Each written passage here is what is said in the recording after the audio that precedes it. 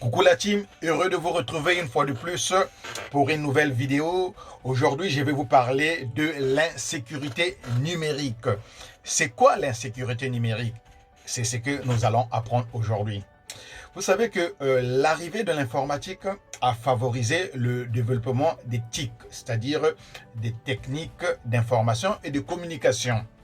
Et l'ambivalence est que, certes, d'un côté, ces TIC, c'est-à-dire ces techniques d'information et de communication, nous facilitent la vie au quotidien. De la même façon qu'elles nous aident au quotidien, autant qu'elles accroissent aussi notre dépendance. Parce que le problème, c'est que l'informatique est présente presque dans tous les domaines d'activité. Et une petite panne d'informatique peut même bloquer les activités d'infirmier qui est au fin fond de Chasseneuil de Poitou. Donc c'est ça le couac. C'est ça notre dépendance à l'informatique. D'une part, ces TIC, c'est-à-dire ces techniques d'information et de communication, paraissent séduisantes et surtout modernes. Elles nous facilitent la vie au quotidien. Elles nous offrent la possibilité d'accéder à la connaissance, surtout avec l'arrivée de l'intelligence artificielle. Vous savez que la dernière version de ChatGPT 4, qui est sortie le 14 mars 2023, cette dernière version est capable de générer du code informatique. C'est fascinant. Où va-t-on? Bref. Donc, d'un côté, ces TIC nous aident vraiment beaucoup, mais de l'autre côté, ces techniques d'information et de communication sont des sources de contrôle, de traçabilité et surtout d'atteinte à la vie privée et à la liberté. Tout le monde est tracé, tout le monde est traqué, tout le monde est fiché. Avec ton téléphone portable, on sait là où tu es. Ton micro du téléphone portable t'enregistre. Avec ta carte de transport, on sait quel métro tu as pris, quelle station, tu es parti à quelle heure, tu es revenu à quelle heure. Avec ta carte de ticket resto, on sait tu as mangé où, à quelle heure, quoi. Avec ta carte bleue, on sait tu as acheté quoi. Donc on est tracé, on est fliqué. C'est ça l'inconvénient. Et pire encore, c'est que ces techniques d'information et de communication favorisent la cyberdélinquance. Ça, c'est le pire. Et le coût de la cyberdélinquance à travers le monde entier est estimé entre 6 et 7 000 milliards de dollars. Il y a une attaque par ransomware chaque 11 secondes à travers le monde entier. J'avais déjà défini c'est quoi un ransomware. C'est un programme informatique qui chiffre les fichiers et demande une rançon pour les déchiffrer. Donc on est traqué, on est fiché, on est fliqué. Donc tout le monde est fliqué. Vous avez vu le prince Harry qui porte plainte contre une agence de presse britannique qui a piraté ses messageries électroniques. C'est ça l'inconvénient de ces TIC, de ces techniques d'information et de communication. Emmanuel Macron, président de la République française, avec son téléphone, le téléphone du président, un téléphone crypté, anti-spam, anti-machin, avec des filtres, il a reçu ces SMS-là concernant son CPF. Donc vous voyez, donc tout le monde est tracé et on ne sait pas où est-ce que le monde va. Donc comme je disais, actuellement, surtout ces derniers temps, on reçoit sur nos téléphones portables des SMS frauduleux. Mais comment repérer ces SMS? Comment savoir que c'est frauduleux? Et surtout, il y a un SMS qui revient souvent sur Chronopost. C'est ce message qui revient sur Chronopost.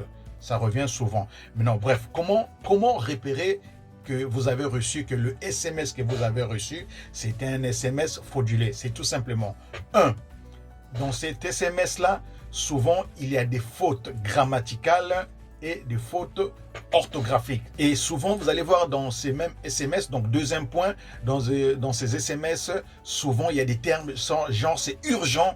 Donc, on vous dit c'est urgent, on vous dit renseigner. Donc, quand vous voyez un SMS que vous dit c'est urgent, renseignez ceci, faites cela. Donc, c'est souvent des SMS frauduleux. Et souvent, vous pouvez aussi recevoir un SMS de la police que vous êtes convoqué, que je ne sais pas quoi, tout ça. Non. La police, ici, surtout en France, quand tu as un problème avec la police, on ne t'envoie pas un mail. On t'envoie un courrier ou on t'appelle. Et si c'est grave, ils viennent seulement te prendre à 6 h du matin. Donc, Troisième point, en fait, ne cliquez pas sur le lien qui est sur le mail. Ne cliquez jamais sur le lien.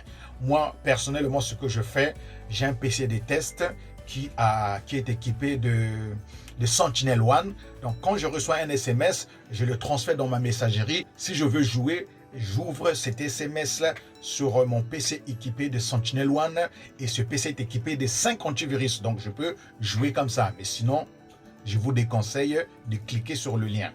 Quatrième point, n'installez pas, pour ceux qui ont des téléphones Android, n'installez pas des APK. Installez pas des APK. Des APK, en fait, c'est des Android package kit. Donc, n'installez jamais ça. Souvent, les gens contournent quand ils veulent, exemple, actuellement, dans les voitures modernes, tu ne peux pas mettre YouTube pendant que la voiture roule. Tu ne peux pas faire des choses parce que c'est protégé par le constructeur.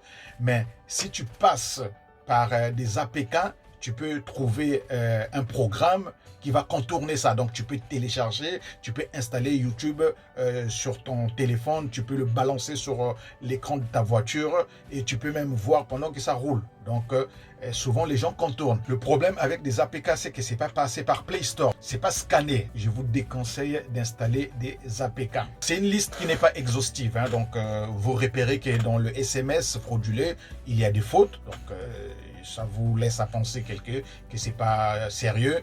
Et la police n'envoie jamais des SMS. Comme je vous ai dit, si vous avez un problème avec la police, si c'est grave, il vient vous prendre à 6 h du matin. Sinon, il vous envoie une convocation. Donc, ne cliquez pas sur le lien et n'installez pas des APK pour ceux qui ont des Android. Bref, si vous êtes confronté à ces problèmes, l'État a mis en place des plateformes de signalement. Pour le phishing, c'est quoi? La fois dernière, je l'ai défini. En fait, c'est un message qui ressemble à un mail légitime, mais qui vous demande des informations confidentielles derrière. Ça, c'est pas normal. Donc, quand vous recevez un mail douteux, vous le transmettez à cette adresse-là. Donc, internet-signalement.gouv. Donc, au niveau de Pharos, ils vont bien le scanner, ils vont tout gérer. Et comme je vous ai dit, il y a le phishing, mais actuellement, il y a aussi le smishing. Donc, ça, c'est maintenant par SMS. Donc, c'est le smishing, en fait, c'est un message qui ressemble à un SMS, mais qui vous demande des informations confidentielles derrière. Donc, quand vous recevez un smishing, c'est simple. En ce moment, vous prenez ça, vous le transférez à ce numéro-là, donc le 33 700. Et l'État va gérer tout ça. Donc, faites attention. Nous sommes pollués des messages de frauduleux qui tombent, que votre CPF va bientôt expirer. Vous avez vu, Emmanuel Macron a reçu un message de CPF qu'il devait pour sa formation. Donc, ils sont capables de tout. Donc, bref, c'est ce message que je voulais partager avec vous. Donc, si ça vous a plu, merci de vous abonner, merci de liker et surtout de partager la vidéo. Entre-temps, prenez bien soin de vous. Bye bye.